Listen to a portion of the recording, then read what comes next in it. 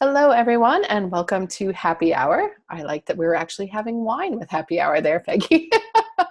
Oh, you saw that, did you? I saw that for June 19th, and it's with me, Eileen Cook, and we are here to talk all things crafty.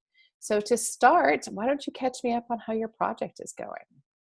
I feel like I'm making progress. Christy Dunsmore, who's one of my reading partners, gave me some additional fabulous feedback last time we met. So she suggested that I read Eleanor Oliphant is It's Perfectly completely Fine, fine. and as an example of really good first-person voice. Yeah. And it's fabulous, and it's been giving me all sorts of ideas. Um, I'm not good. Christy picked up on the fact that I'm a former journalist or trained as a journalist, so I report instead of writing. Yeah. And she's trying to break me of that habit, at least to the degree that I'm using it. So writing in first person is sort of a new experience, and I'm struggling with that. So if you have any time today to give tips on how to stay in your character's head and how not to have all your characters sound the same. I think we can definitely discuss that. Was there other tips or advice that she gave you that were particularly helpful? There was so much. I was saying I wish that she was my mentor at TWS, because I think I would, She's good. or if I wish I'd met her like 20 years ago, because I'd be, all of you guys, I wish I'd met all of you 20 years ago. I'd be so much further along. That was the big thing was, stop reporting and get more in the head of your character. I had switched my main character's chapters into first person, Yeah. but really I was just going along and changing the pronouns. Yeah. So now I'm going and rewriting again, and it's way better. Yay. Funny how that happens. So what do you find? Like, do you feel like your characters all sound like you or that they all sound the same? I think there's sort of four main characters, and I think, two of them are significantly different, but there's two that both have potty mouths, and they both tend to, and for some reasons I want them to be similar, but Yeah. they don't actually meet until very late in the book. So I've got to somehow make them slightly different. So a lot of it is, it sounds like me, those two characters. So you have a potty mouth is what you're telling me. Shit, what am I saying?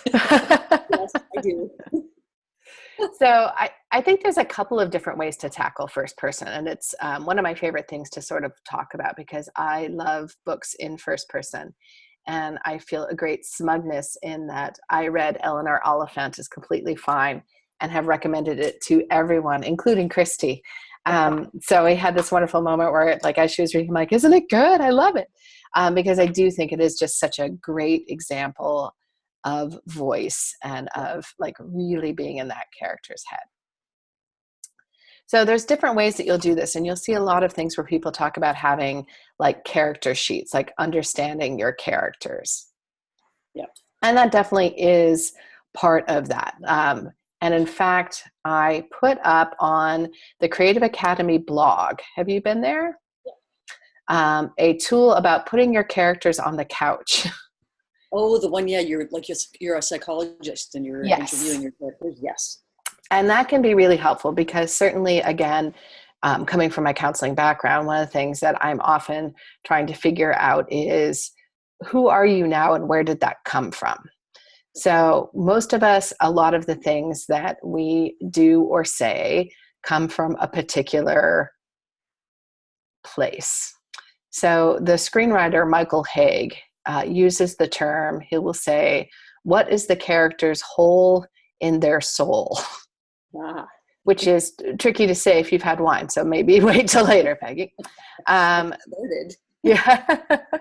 That the idea is, what is it that impacted your character? And so that's where a clinical interview or pretending to be your character's counselor can be helpful. So understand physically, where are they? What things impact them in their body? Are they in a lot of pain?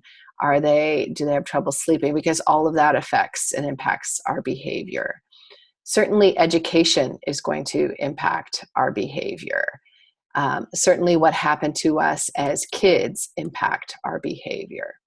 So putting you on the spot suddenly. So you just said, oh, I have a filthy mouth, which as I do as well. Where do you think that comes from? That comes from me hanging out with the boys, wanting to be the cool chick, not wanting to be the brainiac. So I, became one of the boys, and to hang out with the boys, you got to talk like the boys. Yeah. So what are other reasons someone might have that kind Well, I of? can tell you the two characters. So the main character that I'm now writing in first, Yeah. she is small, petite, but angry at the world, feels she's been abandoned by both her parents, and is trying to be really tough because I'm small and cute. I'm not going to be treated like I'm a cute little thing. I don't need anybody. I am one tough little number, and I'm going to talk like I'm tough. Yeah. So words for her are a way of physically striking, right? Yeah, Like she likes to say it because she likes that reaction. yeah, And she probably likes the dichotomy that comes from, you didn't expect that word to come out of my mouth. And so that is something that she's doing. So it's less about maybe hiding vulnerabilities and more about striking out. And then also thinking about, how was that perceived by her friends and family? Is that looked down upon? So for example, it's possible in your family, like everybody, has it's certain way, so it's no big deal. Or is it something that people gave you negative feedback about, but you're like, no, I'm not doing that. Like, and for her, that's an example where I can imagine she might have gotten really negative feedback about it, but that just makes her even more embittered and wanting to do that. yeah. Her mother definitely gave her negative feedback. Her dad is out of the picture. Yeah. He doesn't know how he would feel about that, but thinks he'd be okay with it because he's a tough guy. And thinking about, she sounds like someone who has the word. So I remember my grandmother used to say that swear words are the words for people who lack the vocabulary to express themselves. So you can imagine how, that was seen in our family. But that is that idea, like, is this someone who doesn't have the words? Is it something that this person can control? So for example, I know again that I don't have kids, so I never had to censor myself around anyone, which is a lovely luxury. But I do know that if I'm doing a presentation or I'm out of school, like I can rein that in. I once did a clinical interview with a fellow who was a longshoreman, and every other word out of his mouth was mother effing this, F that, this, that, like, and so we had this big talk around, like, you're job searching now, and you're searching for a job that is much less physically demanding and much more in, a lighter, more office environment. Like, you've got to find a way to control your mouth. And it was brutal for him, like to the point where we had the thing that you've probably seen, we have someone snap an elastic every time, and then we got, one of the things that we did is for his sessions with me, I had a water pistol. And when he would swear, I would like, because he wouldn't even catch himself doing it. So it was this very labor intensive thing for him to try and break that habit. So where's your character with that? Where we come from, our education, our family, how we communicate makes a difference. How old are your characters? Because that's going to change what they talk about, even just in terms of references. So, I can make a quote from The Breakfast Club or pretty much any Molly Ringwald movie, and I can pretty much instantly know in the room how many other people are probably around my age cohort because they'll get that reference. But, when I talk to a teen, they have no idea. One of the things that I found interesting is in my book with Malice, it's definitely inspired in part by the Amanda Knox trial. Right. And when I was going around and doing school visits recently, and one of the things I talk about is, where ideas come from. And I mentioned, certainly for me, the Amanda Knox trial was something. None of the teens knew who Amanda Knox was. And I realized, her court case was 10 years ago, which sadly for me wasn't all that long ago. It's like just yesterday. Yeah, I was right around the corner for me. But for, a teenager, 10 years ago means they were 6. So they probably weren't watching the evening news. They don't know who Amanda Knox is. or they may know some element of it, but it's filtered through a different lens. So, for example, another thing that I always remember well is the day actually of my wedding rehearsal was the day of the O.J. Simpson slow speed chase. Oh. So if I'm ever on Jeopardy and someone is like, when was the O.J. Simpson slow speed chase? I'm like, June 17th, 1994. I know that one. But that whole first year that I was married was when that trial was going on and all the events of that trial. But suddenly you realize now we're talking that's 24 years ago. So someone who would be, a generation or after that, they pick up the story much later. So they remember the TV show, OJ versus whatever it was that was on the TV. So they will talk in terms of that, and they don't have the same reference points. So again, when getting into first person, take a look at your characters and figure out how old they are. And you can do a lot of things. So for example, if one of your characters is 20 years younger than you, for example, like go online and look at like what are the major events that happened when they would have been, say, 13, 14, 16. Yeah. Because oftentimes when people are doing that, like I often see in YA novels, they'll have characters who are huge fans of 80s music. And I'm like, but kids aren't. Like, you know what I mean? Like there's probably that one weird kid who likes 80s music, but really what they're doing is they're channeling themselves. Like this is the music I loved when I was in 1980. But for kids now, that has no reference point. So we tend to default to our own reference points, which are specific to our age, our socioeconomic background. That is, again, if you come from a family that's middle class or above, you had access to things that you would not have had. So our socioeconomic class, our gender makes a difference in what we notice. So starting to think about not just your characters, but what makes them maybe different from one another. Do they have different socioeconomic backgrounds? Were they raised in different parts of the country? Again, as an American who moved to Canada, probably the first 5 years that I lived in Canada, people would often stop me mid-conversation and say, "You're not from here, are you?" And I was constantly trying to figure out, like, how do they know? Like, but it was very small things. And I'll probably screw this up because now I've been in Canada so long, I can't remember which way it is. But if you have a kid who is in, I think Canada, we say grade 8, correct? Eighth grade. And in the US, it's 8th grade. I always forget now which one is which because now I can't remember. But it's a small tell, but it is the kind of thing that a reader sometimes will pick up and notice. Again, the type of language they use, the type of references. So, for example, if I was going to say, oh, this particular guy, I might pick a band, again, that comes from when I was in high school, or movie references are going to be, again, those ones that are really impactful are usually kind of that 16 to 25 is when we're kind of cementing a lot of those in our head. So thinking about, where does this person come from? What do they notice? So again, I think I talked about this in the setting workshop, but I had one person, and she had a young man character, a teen boy, and he was looking around in the room and noticed that the woman was carrying a Prada handbag. So I highlighted that and I was like, so here's the thing. Would a teen boy know that was a Prada handbag? Probably not. Like, I'm handbag junkie. Like, I'd be like, zing, zing, zing, that's a Prada. But even a lot of women wouldn't know a Prada handbag from another Prada handbag. So what kind of person would know that difference?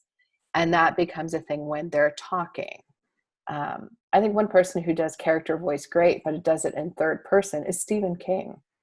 Yeah. He channels kind of very specific details that his characters use, the references they use, the word choices that they have that really match, particularly, I think, working class characters. So I think that is something to consider. Any of that kind of tweak something for you where you think, Yeah, definitely.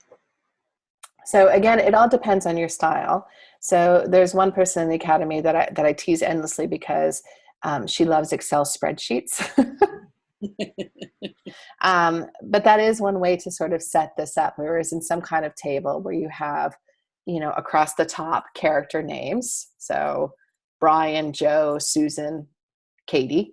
And then down the side, you have age, gender, socioeconomic class. Start setting out where are they from? Are they all from the same part? Did some of them grow up in a rural community? Did someone grow up in Costa Rica? Where are they from? And then you may even make a couple notes to yourself around like, what were some of the more impactful moments in their life? Were you around when we did the character timeline? I don't think so, no. Oh, well, then we're going to just touch on this real briefly because it's a really useful thing to do. So this is, again, an exercise that I used to do with clients when I was meeting them for the first time when I was working as a counselor. So I would say, if I was meeting Peggy, I would say, I would like you to draw a timeline. So here's a dot. That's birth. Here's a line. This is today over here. Just do me a quick timeline of the major events that have happened in your life. And if it was a positive event, list it above the line. And if it was a negative event, list it below the line. And that serves several purposes. So first, it told me, like in a very short summary, like, what are the major events that happened in your life? Because what you see as a major event, I may not. So for example, when I did this in graduate school, I didn't list high school graduation on my line. But a good friend of mine, she did. And our professor was talking to us about that and kind of querying. And, sort of one of the things that came up is, in my family, education was always very highly valued. So it was not if I would go to university. It was where would I go to university? And then starting at a very young age was, what do you want to be when you grow up? And the correct answer was never waitress. It was teacher, doctor, lawyer. It was something that was going to require university. I don't think I ever doubted that I would graduate from high school. I didn't feel any sense of real accomplishment with that. I mean, I was glad to have gotten through high school. I was happy. I was proud of my grades. But the fact that I graduated didn't really merit anything for me. Yeah. Whereas, again, my friend, Jamie, she was the first person in her immediate family who had completed high school.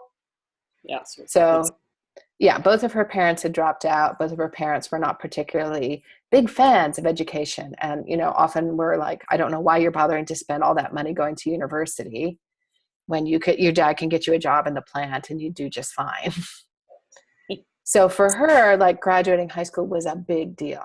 So again, seeing what people list as a major event is interesting because you can see or kind of probe a little bit, like, are there events missing that I might think were a big deal?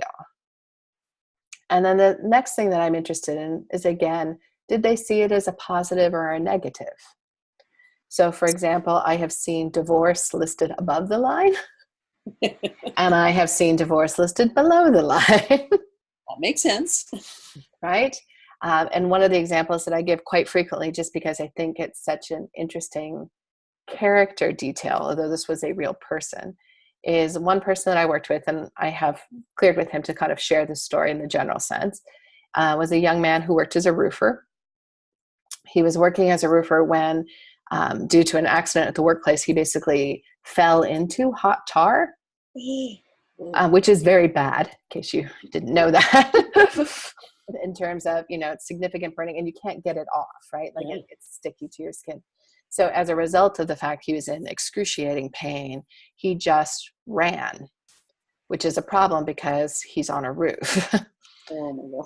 So he fell 5 stories and then was impaled on a wrought iron fence. And he lived. He had significant burns. He had lost part of his spleen, part of his liver, broken pelvis, massive injuries all around. And when I met him, I did this exercise with him. And at the time I met him, he was about 3 months into his rehab process. His fiance had left him. She couldn't cope with the facial scarring. Um, burn rehab is probably one of the worst rehab in terms of painful process to go through. He was in the middle of that, and he listed the accident above the line. Really? So I said to him, I'm not sure you understood the directions. Above the line is supposed to be positive. And he said, here's the thing. I now know who I can really count on. Wow. And I'm only 23. He's like, how many people go their whole life and never know who they can really count on? He's like, if this hadn't happened, I would have married that girl. And sometime in our life, we would have hit a raw, hard spot, and she didn't have what it took to stick around. Wow. So when I left his hospital room, I was meeting with our rehab team, and we were discussing his case. And I remember saying to someone, he's going to be just fine. The way he sees this world, the way he sees what happened to him, tells me so much about who he is as a person. So it's not just what happens to us, it's our belief structure about what happens to us.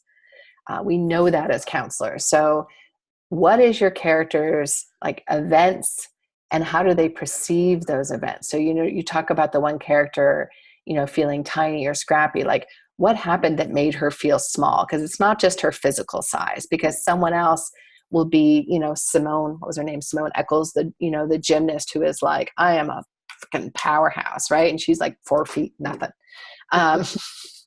So what was it that made her feel small, that makes her feel like she has to verbally be large?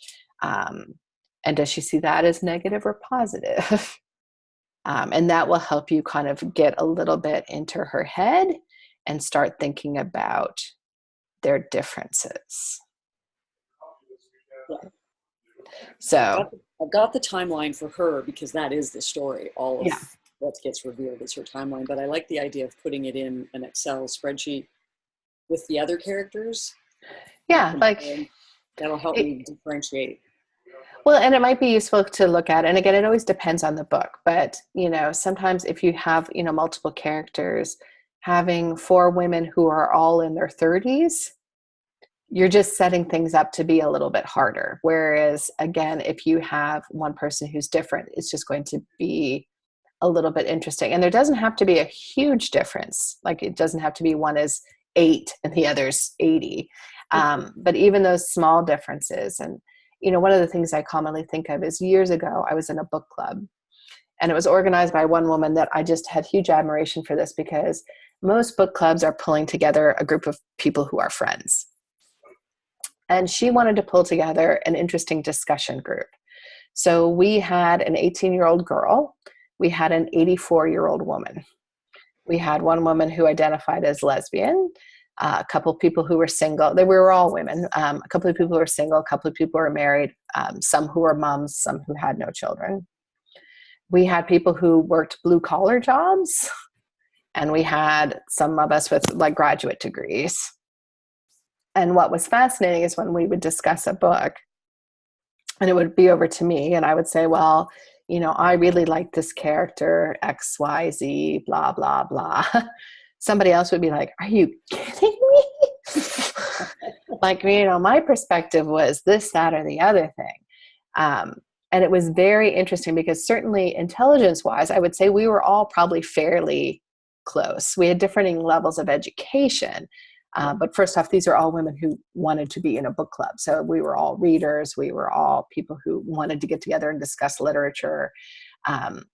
So we had a lot of things in common that way. But even just the difference in our ages, our backgrounds, whether or not we gave a character a break, or whether or not we had no mercy for that character, was really quite interesting to see. So I think, if you do yourself a chart or a table, and you're looking at what are these characters' differences, and maybe trying to be like, okay, maybe if I age that character up a little bit, there would just be some additional sparks. And sparks are conflict, and conflict is good.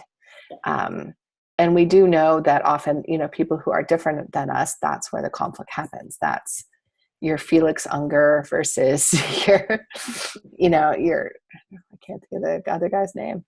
It's my reference from way back when. It's The Odd Couple. Yeah, I know. Felix, what is his name? Oscar, thank you.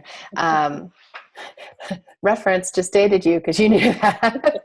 Well, it's from your last comment. All I've got in my head is long duck dong. Yes, you're welcome. You're welcome. And I know exactly who you're talking about.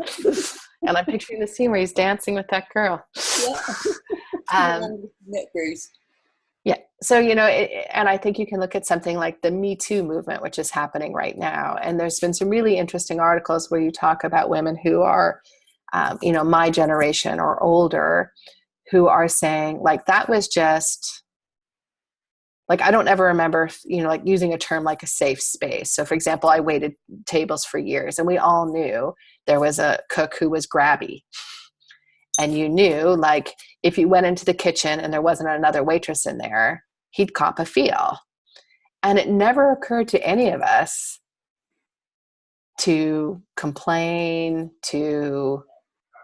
we just all managed it. Like, that was just accepted as, like, that's part of working in a restaurant kitchen. There's going to be some chef who's going to try and, whereas, I look at young women now, and when I talk to young women, particularly like some college age women, I have some nieces and so forth that are that age, like, oh, hell to the no, they're not tolerating that. Yeah. Totally different now. And it's this thing where it's both fascinating and in some ways they're so much stronger, but in other ways I also feel like, sweetie, you just got to get over that. Like, you can't let that get you down. Like, so there is this very interesting dichotomy. So looking at how your characters are different is going to set up conflict for how they're going to interact because they're going to have different worldviews on things. And that's going to make for some really interesting, sparky stuff in your dialogue, which is lovely. All right. Does that raise other questions for you? Not immediately. All right. Well, ponder on that. Do you happen to have a pen or pencil or something to write on? One moment. I will wait.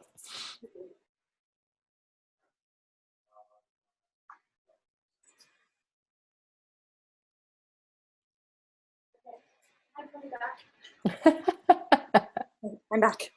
Okay. This is not where I normally work, but it's too hot in my workspace. Because I wanted to talk just for a little bit in some of the time that we have remaining about, strangely enough, since we've been discussing counseling things, the power of positive thinking and positive affirmations. So, and this has to do with us being very hard on ourselves as writers. So one of the most common things that writers struggle with, and I'm talking everyone from multi-New York Times bestsellers to people who are taking their first writer's class, is feeling like an imposter and feeling like you're clearly not good enough and everyone else is writing better stuff than you. You're laughing. You're like, you're reading my mind. Yes. And we know that, right? So we know that we do that. So this is a little bit about changing some of the thought process in your head. And that's for two reasons. One is because it makes us better. We do know that people who tend to have more positive thoughts, it actually makes a difference. It makes a difference in mood. There's been a lot of studies that looked at depression and having people start with positive affirmations where they're seeing positive differences. Even when oftentimes initially when you start with positive affirmations, you don't necessarily fully believe them. We still know, and we have seen in MRIs, that there's actually a biochemical change in the brain. So it's even things that they've talked about, like they would tell people, like, if you're really sad about something, still smile, right? And what they notice is that, like, by the act of doing that, people release different kinds of neurochemicals within their brain that echo some of those emotions, even though they're not necessarily feeling it. It's a nice fancy way of saying you fake it till you make it. And we know that our brain has huge power. So one of the studies that I remember reading in graduate school that fascinated me was a study that was looking at, again, sort of how we see the world and the impact of that. So they invited people in and they wanted to talk about whether or not you see yourself as lucky or fortunate. So they had people group themselves into that. Like, overall, I think I'm a lucky person. I have a lot of good luck. Things tend to work out for me. Versus, the world's a horrible place. I'm unlucky. Things never work out for me. So they split those people into the groups. And they said, okay, well, we're going to be doing, a study looking at this in more detail. So the person would come into the room and they would be like, I'm sorry, we're running behind. Here's a newspaper that you can read. We'll be with you in probably 15 or 20 minutes. And then they would bring them in after that time period and give them fake exercises to do. That was actually nothing to do with the study. The study was actually happening in the waiting room.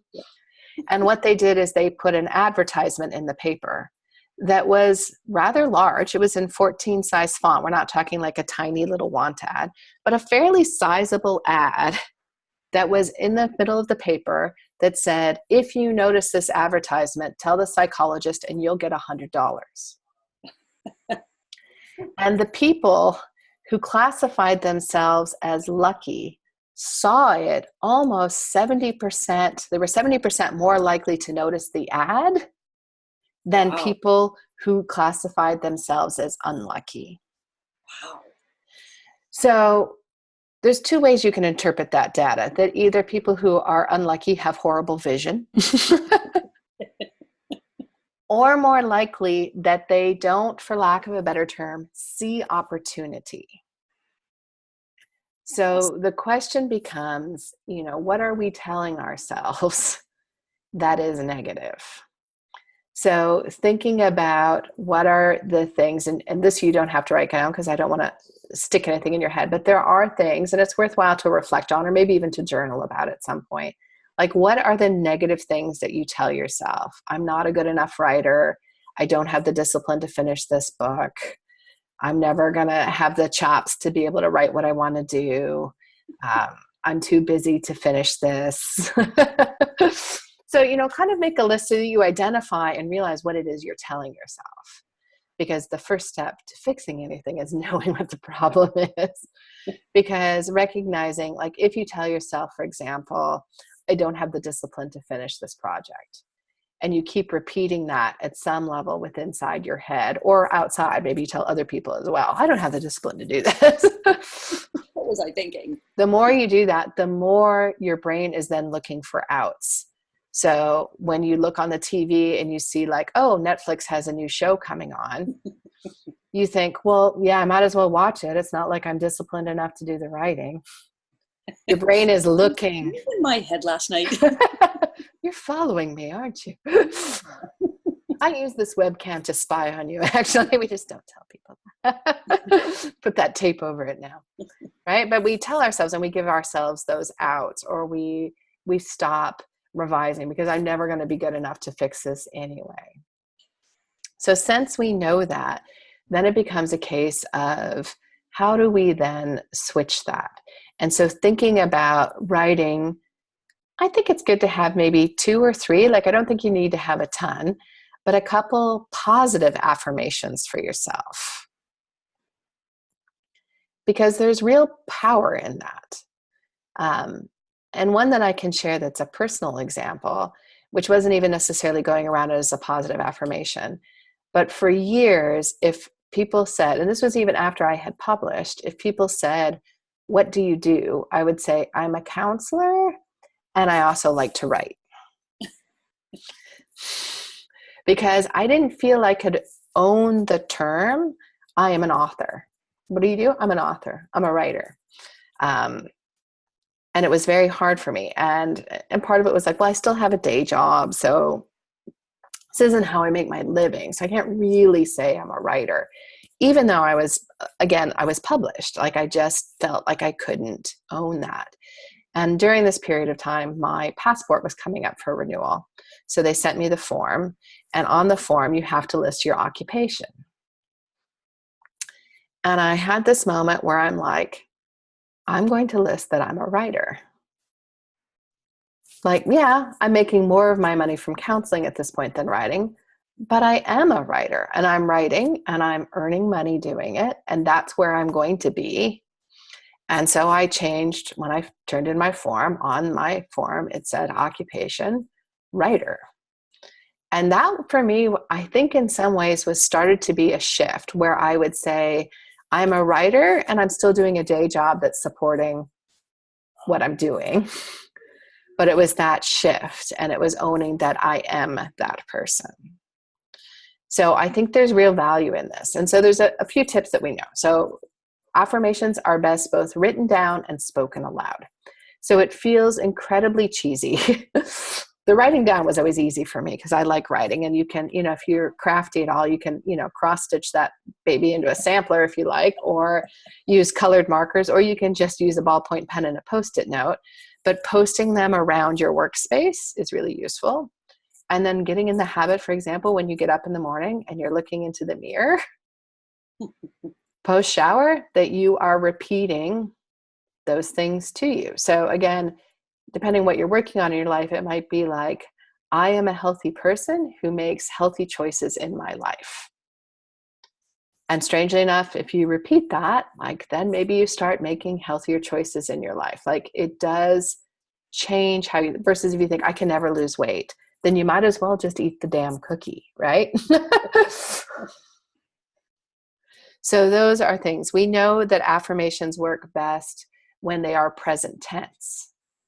So not, I will be a writer, or even what we think of sometimes as positive, like, I will finish this book.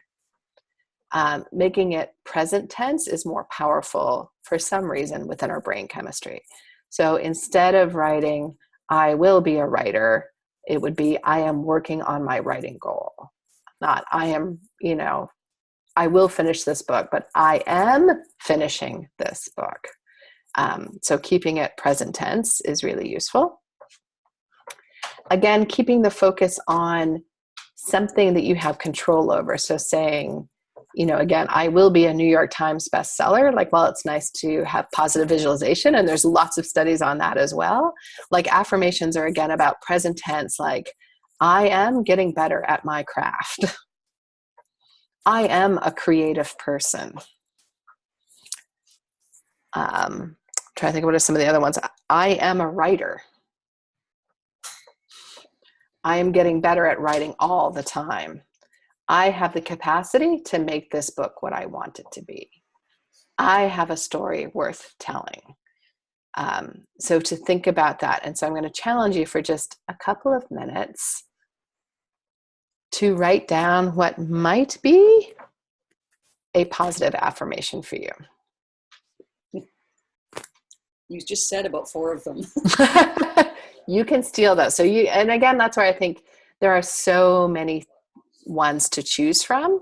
And sometimes I think it's around, this may be where it's useful to think about where you're struggling and then seeing if you can have a counterbalance. So for example, if one of the things that you tell yourself all the time is, I don't have the discipline to write, making a positive affirmation of, I do not rely on my muse. I find inspiration to write. Might be something that you're like, I want to counterbalance what I know is my negative thing. Like, if you tell yourself, I'm not good enough, then maybe what you need to tell yourself is, I am a good writer and I'm getting better every day. That's a good one. Yeah. I mean, to be honest, that's for me one that I still use, because I think there's great value in comparing yourself up. I was talking recently to my agent, and she talked quite a bit about the fact that she's like, if you're in a writing group, you want to be in a writing group with people who are just that bit better than you are, so that you're always pushing yourself, right? Like, you don't want to be the one who's like, I'm the best in my group, because you don't necessarily push yourself. And it's the same with fitness, for example. They'll tell you, if you want to run faster, run with someone whose pace is a little bit beyond what yours is.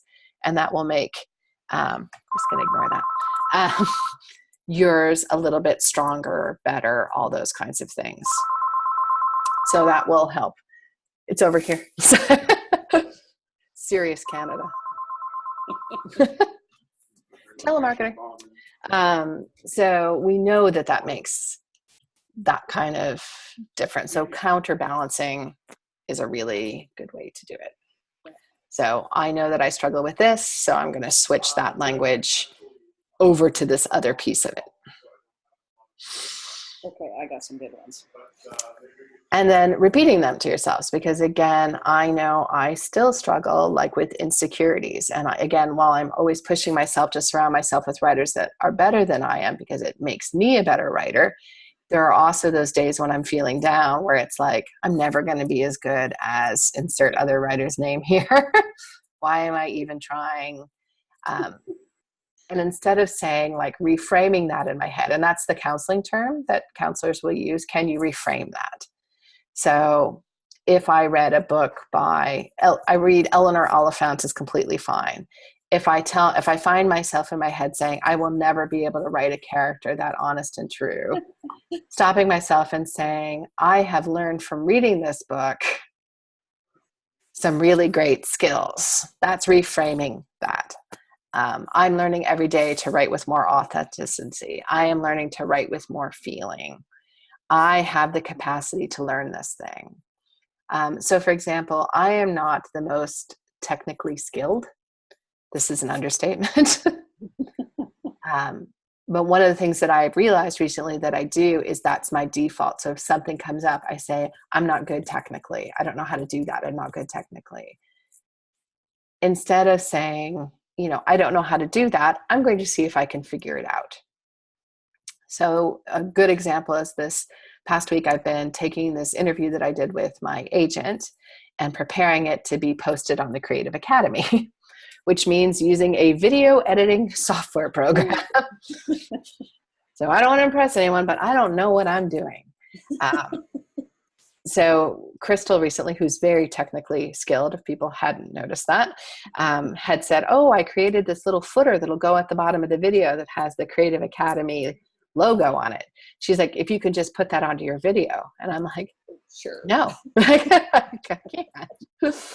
And what I initially know that I would have done is said, I don't know how to do that. Can you do that? Or I don't know how to do that. I'll ask my husband, who's a computer engineer, to do that. Is I thought to myself, I can Google. I'm going to Google, how do you add this video? Like, how do you add a footer to a video, right? And I watched a small, short 5-minute video, and I was like, I can at least try. And again, that for me is reframing. It's like, I don't know how to do this, but I can at least try to figure it out. And if I can't, then I am fortunate that I do know people that will help me. But I can't keep reinforcing like, well, I'm just no good at that. I know I did that to myself with math. Math is not my skill set. And I just don't have a mathematically inclined brain. And I'm never going to. But what I reinforced for myself was like, I'm really bad at math and I can't learn math. And that was the wrong lesson to send myself, versus math is hard for me and I have to work harder than other people in my class. Like, and again, if I had really gone out, maybe it would have been like, I can do math. I can, like, I still haven't been able to get that positive on the math structure. I still really struggle with that one. But by constantly saying, I'm really bad at math, I can't do math, I set up a thing where I also then gave my excuse to not really try, because what's the point of trying? I'm no good at it. And I've done that with other things. Like, I'm not a sporty person. I'm very uncoordinated. So I would often say like, I'm not at all athletic, or I'm not good at that, versus being like, I can still be fit and healthy, even if I'm the person who's not going to hit the ball. You don't want me on your volleyball team unless you're looking for laughs, right? But it's about switching those things. I can enjoy this even if I'm not great at it. So again, that's understanding, this is now going full circle to our earlier conversation about how your character sees the world, is again, putting myself on the couch for a moment. I know that one thing I struggle with is I don't like to do things that I'm not good at. Right? So I will often, if I think I'm not good at something, then I will just stay away from that activity, even though it might be something that I might really enjoy. So for example, I actually like art and doodling and, things like that. And for a long time, I wouldn't allow myself to do it because I'm not good at it. Versus being like, I'm not trying to get into the Louvre here. Like, it's a creative outlet that I can enjoy. I may not be the fastest, most coordinated cyclist, but I actually like bike riding. I could enjoy that activity, even if I don't see myself as good at it. So, homework for you, as well as for anyone else who listens to this particular episode of the Happy Hour, is to identify what are the negative things that you say to yourself about your writing, to start to get in the habit of reframing those things so that you catch yourself. You can use a water gun if you like, that you catch yourself when you say those things and that you reframe it. So it's not that I'm not disciplined enough to write. I'm just choosing tonight to not do that thing, which is fine. And then looking at what are the positive affirmations you could put into place if there are things that are a constant for you. So if I'm not good enough is one of your constant things, is reaffirming I am a writer and I'm getting better every day. And saying that into the mirror, putting that on your, monitor on a Post-it note in the corner, and looking at it and reading it and reviewing it. And strangely enough, you can change the patterns in your head. But it's hard. We know that's hard. But it's a good thing. Quite helpful on that one, because I struggled with you saying I'm a writer. And I will never say I'm an author till I'm published, but I think I could say I'm a writer. But I remember distinctly being at the SASQUAM, the science fiction convention in Spokane, and we were at the big awards ceremony. And I was there with my daughter, who at the time was 17. She's a big sci-fi fan, so we'd gone on a mother-daughter trip. And we're sitting up in the back of this thing, and they were introducing everybody. And then they said, okay, so everybody in the audience who's a writer, stand up. And I was like, I can't stand up. And my daughter leaned over and nailed me. Mom, stand up, damn it. And it's like, oh, okay.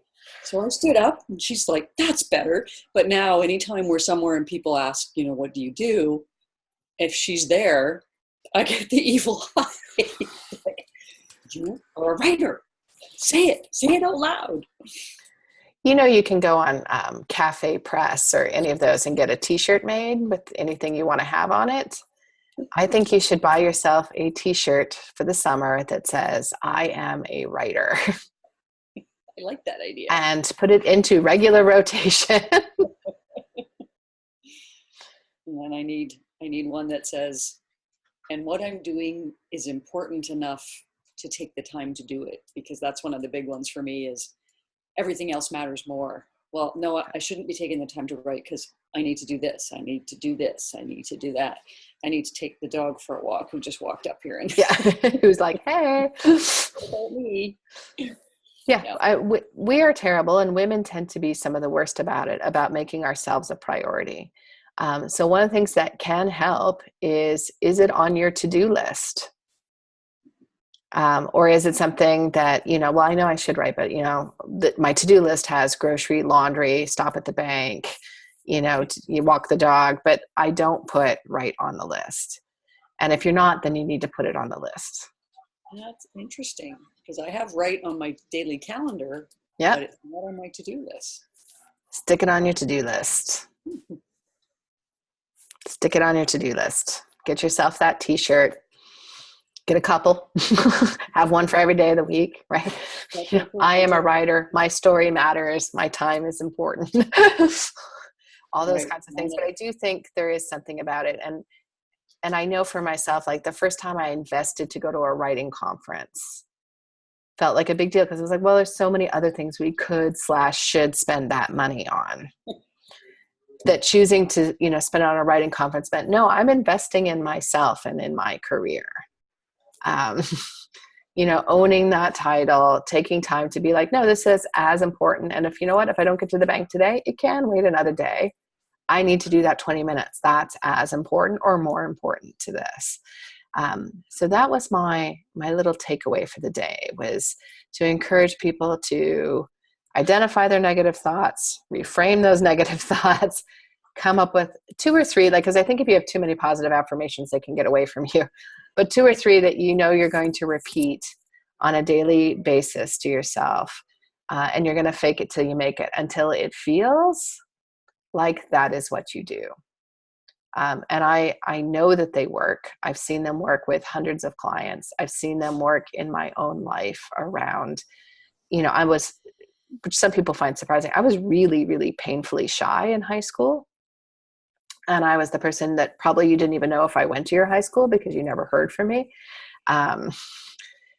That when I went off to university, I was like, I can't be that person. So I was like, I am confident. And I, would say that to myself, and I'd be like, well, I don't feel confident, but what would a confident person do? Well, they would go to the meetup for, people interested in sci-fi movies. They would try out for student government. They would go downstairs to the party and see what's going on. And I would still say I'm an introvert. I'm still shy, but I learned like I could beat that. I could be more of that. So thinking about what those affirmations are for you. All right. So that's your homework. Thank you. I'll be checking in on that.